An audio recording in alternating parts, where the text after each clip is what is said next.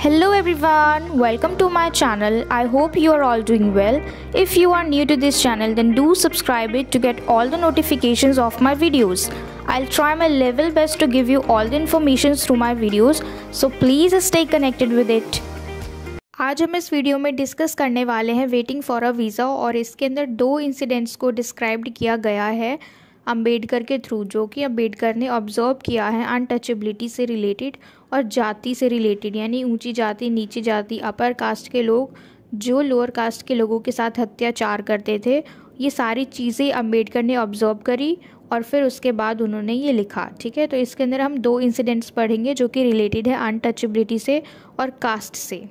और इससे पहले वाली वीडियो में हमने भीमायना एक्सपीरियंसेस ऑफ अनटचेबिलिटी को बहुत अच्छे से डिस्कस किया है, तो अगर आपने वो वीडियो नहीं देखी है तो आप मेरे चैनल पे जाके देख लीजिए। तो अभी जो हम दो इंसिडेंट्स इस वीडियो में डिस्कस करने वाले हैं, इन दोनों को भीमायना में ऐड नहीं किया गया। इन दोनों इंसिडेंट्स को भीमायना में इंक्लूड नहीं किया गया क्योंकि उसमें अंबेडकर के खुद के एक्सपीरियंस है, उनकी ऑटोबायोग्राफी है, और ये जो है ये किसी और के एक्सपीरियंसेस है जो कि अंबेडकर ने ऑब्जर्व किए, देखे। तो चलिए हम स्टार्ट करते हैं। पहला इंसिडेंट क्या है? A doctor refuses to give proper care and a young women dies. तो एक डॉक्टर था जिसने कि प्रॉपर केयर देने से मना कर दिया था, एक यंग वुमेन थी उसको, और फिर वो उसकी डेथ हो जाती है, यंग वुमेन डाइज। क्यों? क्योंकि जो यंग वुमेन है वो नीची जाति से थी, लोअर कास्ट से थी इसलिए, और जो डॉक्टर था वो अपर कास्ट से था, तो डॉक्टर ने उसके घर जाने से, उसको इलाज करने से मना कर दिया even after he is getting paid. तो चलिए शुरू करते हैं हम लाइन वाइज पूरे इस एक्सप्लेनेशन को। The incident is shown to be narrated by the husband of the young untouchable women who had just given birth to a child. तो ये जो इंसिडेंट है वो किसके द्वारा हमें सुनाया जा रहा है? जो हस्बैंड थे उस यंग वुमेन के जो मर गई, उसके हस्बैंड हमें ये कहानी सुना रहे हैं, जो कि उसने अभी अभी तुरंत एक बच्चे को जन्म दिया। The narrator is a school teacher in the village of the Kathiawar. तो जो नरेटर है वो एक गांव के स्कूल का टीचर है जो कि काठियावाड़ में है। His wife gave birth to a child and then fell ill. She suffered from loose stools and her chest became inflamed. She had difficulty in breathing and there was acute pain in the ribs. तो जो उसकी wife थी उसने अभी अभी तुरंत एक बच्चे को जन्म दिया है और फिर उसके बाद वो बहुत ही कमज़ोर फील करने लगी अपने आप में, एंड और फिर उसको लूज स्टूल्स भी होने लगे, यानी दस्त होने लगा। And her chest became inflamed, यानी सूजन होने लगी। She had difficulty in breathing, उसको सांस लेने में बहुत दिक्कत हो रही थी, और उसके रिब्स में, पसलियों में बहुत ज़्यादा दर्द था। When a doctor was asked to see her, he said that he would not step inside the हरिजन, जो कि एक अनटचेबल माने जाते थे। हरिजन को वो लोग अनटचेबल मानते थे कॉलोनी, तो वो इनके कॉलोनी में आने से मना कर रहा था वो doctor. So the women had to be brought out of the colony so that he could examine her. तो फिर जो डॉक्टर है उसने बिल्कुल साफ मना कर दिया था कि वो हरिजन कॉलोनी में एक कदम तक नहीं रखेगा, तो इसलिए उस यंग वुमेन को जो बहुत ज़्यादा बीमार थी उसको उसकी कॉलोनी से बाहर लाया गया ताकि जो डॉक्टर है उसको एग्जामिन कर सके, उसकी जांच कर सके। Then the doctor gave the thermometer to a Muslim who gave it to the husband who gave it to his wife because the doctor refused to give the thermometer directly to the untouchable woman. अब देखो, जब ये doctor आया उसकी जांच करने के लिए तो उसने क्या किया, वो जो थर्मामीटर है वो उसने मुस्लिम को दिया, और उस मुस्लिम आदमी ने उस लेडी के हस्बैंड को दिया, और उस हस्बैंड ने अपनी वाइफ को दिया, क्योंकि जो डॉक्टर है उसने साफ साफ मना कर दिया था कि वो डायरेक्टली उस अनटचेबल वुमेन को नहीं देगा थर्मामीटर, यानी उसको टच भी नहीं करेगा और उसको थर्मामीटर भी नहीं देगा। And the thermometer was return the same way, और वापस भी इसी तरीके से लिया गया। फिर उस लेडी ने अपने हस्बैंड को दिया और उसके हस्बैंड ने उस मुस्लिम आदमी को दिया, और फिर उस मुस्लिम आदमी ने उस डॉक्टर को दिया। It was confirmed that she had pneumonia, और ये बात कन्फर्म हो गई थी कि जो यंग लेडी है उसको निमोनिया था। The doctor sent some medicine but refuse to see her again although the full payment had been made to him. तो ये बात क्लियर थी कि उसको निमोनिया है, तो डॉक्टर ने दवाइयाँ दे दी, लेकिन उसने मना कर दिया कि वो दोबारा उसको चेक करने नहीं आएगा, बल्कि उसको पूरी पेमेंट कर दी गई थी, उसको सारे पैसे दे दिए गए थे, उसके बावजूद उसने दोबारा जांच करने से मना कर दिया। And the young women died, और उसके बाद जो वुमेन थी जो बहुत बीमार थी वो मर गई। Thus we see the doctor, despite being educated, believed in casteism and untouchability. तो हम देख सकते हैं कि जो डॉक्टर था, बल्कि वो पढ़ा लिखा था, एजुकेटेड था, उसके बावजूद वो कास्टिज़म में बिलीव करता था और अनटचेबिलिटी में। The moral law of his profession that he should serve a patient in need was not enough for him. और उसका जो मोरल लॉ क्या था, और उसका मतलब डॉक्टर है तो उसका प्रोफेशन ही ये था कि वो लोगों को बचाए, जो पेशेंट है उसकी मदद करे, लेकिन उसने ऐसा नहीं किया। उसने कास्टिज़म को बीच में ला दिया, अनटचेबिलिटी को बीच में ला दिया। Upper caste people would prefer to be inhuman than to break the laws of untouchability. अब अपर कास्ट के लोग प्रेफर करते हैं कि वो इनह्यूमन बन जाए, उनका जो बिहेवियर है वो बहुत ही बुरा हो जाता है लोअर कास्ट के लोगों के साथ। लेकिन जो लोग हैं वो क्या करते हैं, अपर कास्ट के लोग, भले वो इनह्यूमन हो जाए लेकिन उनका जो अनटचेबिलिटी है, लेकिन वो अछूत ना हो।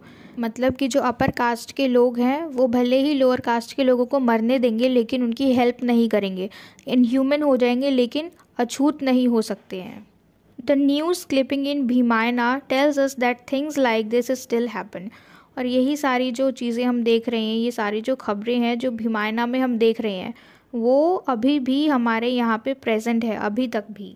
तो ये तो थी हमारी पहली कहानी वेटिंग फॉर अ वीज़ा में। अब हम चलते हैं दूसरी कहानी पे, जो कि है a young clerk is abused and threatened until he gives up his job. ठीक है, इसमें हम देखेंगे कि एक यंग क्लर्क है जो कि जॉब के लिए जाता है, और वहाँ पे जो भी उसके साथ के लोग होते हैं वो सारे उसको धमकी देते हैं, गालियाँ देते हैं, तब तक जब तक कि वो अपनी जॉब खुद से ना छोड़ दे। और क्यों? क्योंकि ये भी एक अनटचेबल है, और यहाँ पे भी हम कास्ट को ही देखेंगे। This incident is narrated by another young man also an untouchable.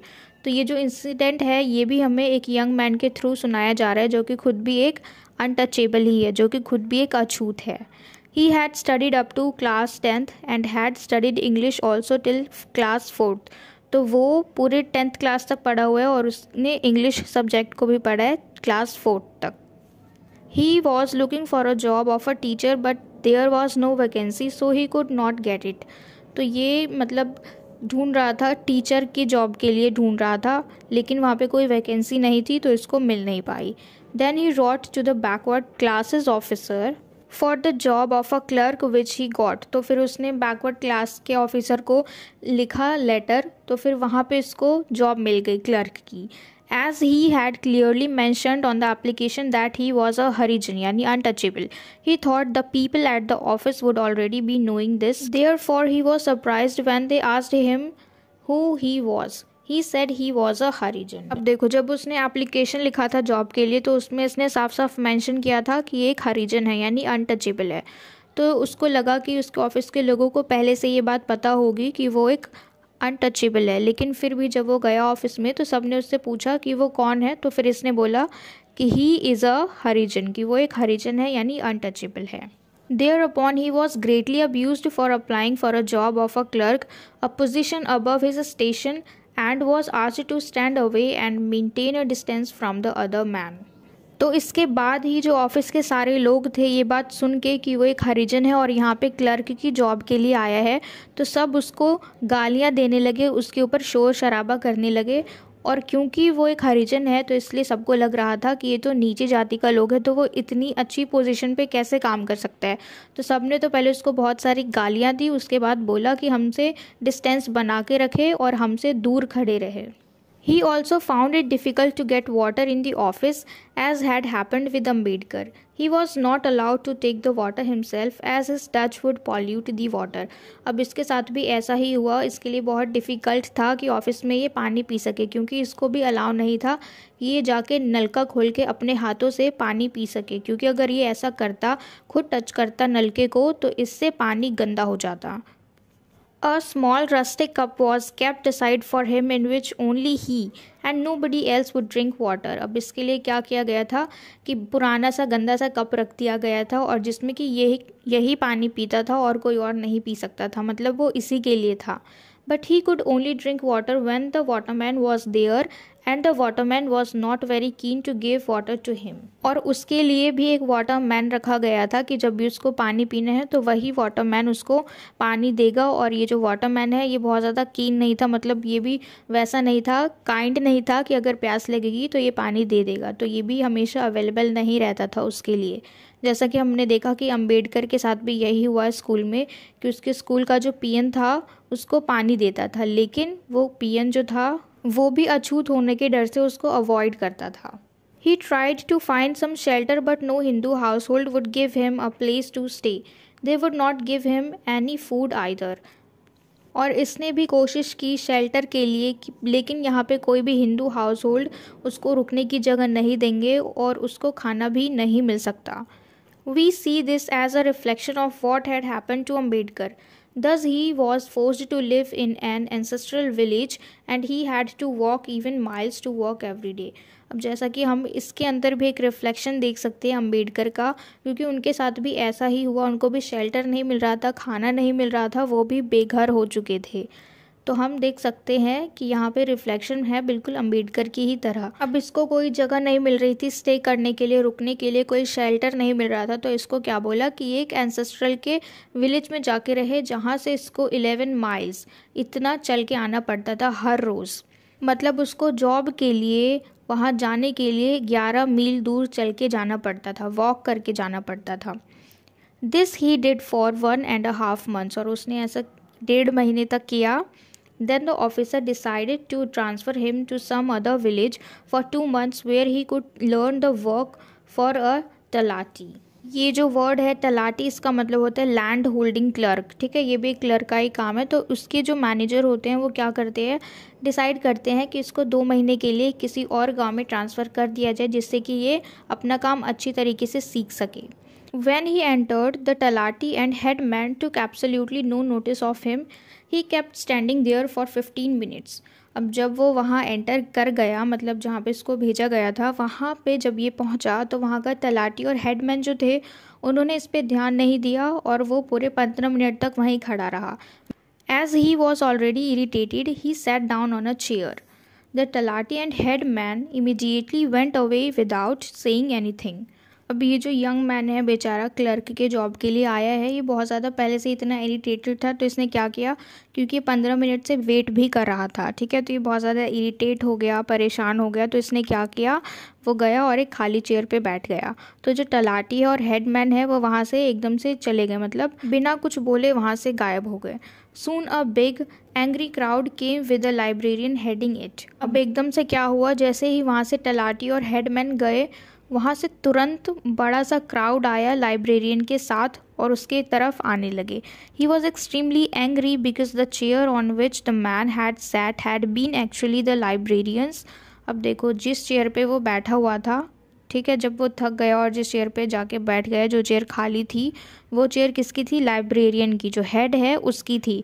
तो इसलिए जो सारे लोग हैं पूरा बड़ा सा भीड़ आया उसकी तरफ गुस्से में। The crowd abused him for a long time and asked him how he could dare to apply for the office of a clerk, being a Harijan. तो वो लोग आए, उसको बहुत सारी गालियाँ दी, बहुत देर तक उसको कुछ कुछ बोलते रहे और फिर उन्होंने पूछा उससे कि तुम इतनी हिम्मत कैसे कर सकते हो, एक नीची जाति होके, एक अनटचेबल होके, हरिजन होके तुमने क्लर्क के पोस्ट के लिए किस तरीके से अप्लाई कर दिया, तुम्हें इतनी हिम्मत कहाँ से आई।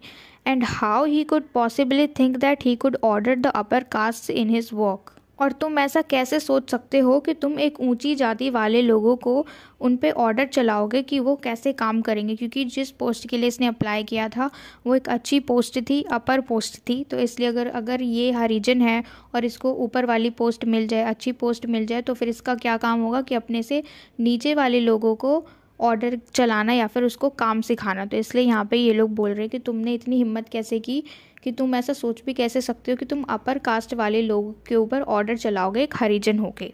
The crowd kept standing there till 7 PM and did not let him go. ये जो पूरी भीड़ थी ये बहुत देर तक खड़ी ही रही, यानी 7 बजे तक, शाम के 7 बजे तक खड़ी ही रही और उसको आने ही नहीं दे रहे थे। मतलब उसको गालियाँ दे रहे थे, उस पर चिल्ला रहे थे, चीख रहे थे और उसको आने नहीं दे रहे थे। Eventually he had to resign from the job without even being allowed to do any work. तो आखिरकार उस बेचारे ने परेशान होकर खुद ही रिज़ाइन दे दिया जॉब से, ठीक है। तो ये हमारा सिर्फ इतना ही था। तो हमने इसमें 2 कहानियाँ पढ़ी। पहला, जहाँ पे एक यंग वुमेन थी वो मर गई, क्यों? क्योंकि जो डॉक्टर था उसने उसका इलाज करने से मना कर दिया था। और क्यों किया था, उसका रीज़न सिर्फ यही था कि वो जो लेडी थी वो एक अनटचेबल थी और वो जो आदमी था वो अपर कास्ट से बिलोंग करता था। तो इसलिए उसने वहाँ जाने से ही मना कर दिया उस डॉक्टर ने। इवन आफ्टर बीइंग एजुकेटेड, इतना पढ़ा लिखा होने के बावजूद उसने ये हरकत की। और दूसरा कि जो एक यंग क्लर्क है उसको बहुत परेशान किया गया, धमकाया गया, उसको गालियाँ दी, कब तक, जब तक कि वो खुद से ही रिज़ाइन ना दे दे। तो इन कहानियों में, इन इंसिडेंट्स में हमने क्या देखा कि पहला तो जो हमने भी मायना को डिस्कस किया था उसके अंदर सारे एक्सपीरियंसेस थे अम्बेडकर के, ठीक है, जो भी उन्होंने सहे। और इस वाले में हमने देखा कि जो दूसरों ने सहे, लेकिन जो भी हमारा मेन थीम था वो यही था, अनटचेबिलिटी और कास्टिज़म। तो ये सारी चीज़ें, ये सारे डिस्क्रिमिनेशन सोसाइटी में ये सिर्फ अम्बेडकर ने ही नहीं झेले हैं, बल्कि जो भी दलित लोग थे, जो भी अनटचेबल थे, जो भी हरिजन थे, जो नीच लोग थे, उन सब ने झेले हैं। लेकिन हम रिप्रेजेंट कर रहे हैं किसके थ्रू? अम्बेडकर के थ्रू, ठीक है। तो अम्बेडकर जो थे इन्होंने बहुत सारी लड़ाइयाँ लड़ी हैं, बहुत स्ट्रगल किए हैं इन सारी चीज़ों को हटाने के लिए, जो भी हमारे समाज में ईविल्स प्रेजेंट हैं उन सबको ख़त्म करने के लिए, जड़ से मिटाने के लिए उन्होंने बहुत स्ट्रगल किया, बहुत हार्ड वर्क किया, ठीक है। और फिर बाद में उनकी मेहनत रंग भी लाई। पर अभी भी हम देख सकते हैं कहीं कहीं पे ये सारी चीज़ें अभी भी अवेलेबल हैं, अभी भी दलित लोगों को कहीं ना कहीं सामना करना पड़ता है इन सब चीज़ों का। तो इस वीडियो में सिर्फ इतना ही, हमने सब कुछ अच्छे से डिस्कस कर लिया है। अगर आपको समझ में आ गया, अगर कुछ डाउट है तो आप मुझे कमेंट बॉक्स में पूछ सकते हैं। And if you understood this whole story and if you like this video then please let me know in the comment box, and do subscribe my channel and share it with your friends as well so that they can get help from it. And till we meet in the next video, keep learning.